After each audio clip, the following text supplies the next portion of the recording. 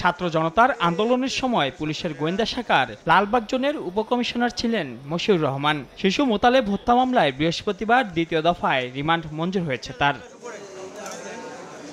ঢাকার মুখ্য মহানগর হাকিম আদালতে তোলার পর জিজ্ঞাসাবাদের জন্য মশিউরকে 10 দিনের রিমান্ডে নিতে আবেদন করে পুলিশ। শুনানি শেষে 7 দিনের রিমান্ড মঞ্জুর করেন আদালত। এর আগে নিউ মার্কেট থানার একটি হত্যা মামলায় মশিউরকে 20 সেপ্টেম্বর 7 দিনের রিমান্ডে নিয়েছিল পুলিশ।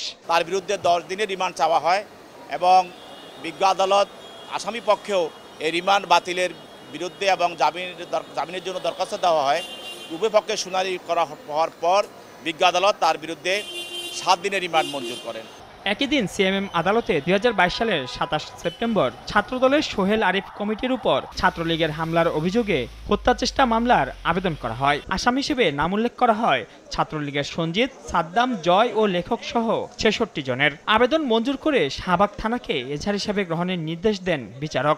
এফ রহমান হলের সামনে যাওয়ার পরেই ছাত্রলীগের নেতাকর্মীরা আমাদের উপর সন্ত্রাসী এবং বর্বরচিত হামলা করে দীর্ঘদিন পরে হাসিনা পদত্যাগের পরে আমরা বিজ্ঞ আদালতে মামলাটা করি। বিজ্ঞ আদালত থেকে মামলাটা এফআইআর হিসেবে থানাকে নেওয়ার জন্য অর্ডার করে স্যারের বাসভবন অভিমুখে যাত্রা করছিল। ঠিক তখনই ছাত্রলীগের কেন্দ্রীয় সংসদের নেতৃবৃন্দ পরিকল্পিতভাবে এবং একদিন আগে ঘোষণা দিয়ে তারা উপর্যুপরি হত্যার উদ্দেশ্যে দেশীয় অস্ত্র নিয়ে সশস্ত্র হামলা করেছিল। আমাদের 10 জন নেতাকর্মী গুরুতর আহত হয়, আমার মাথায় 7টা সেলাই করা হয়।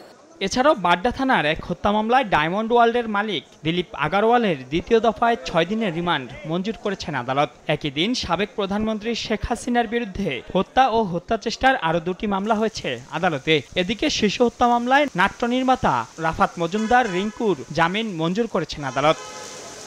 মাইনুল আহসান, সময় সংবাদ, ঢাকা।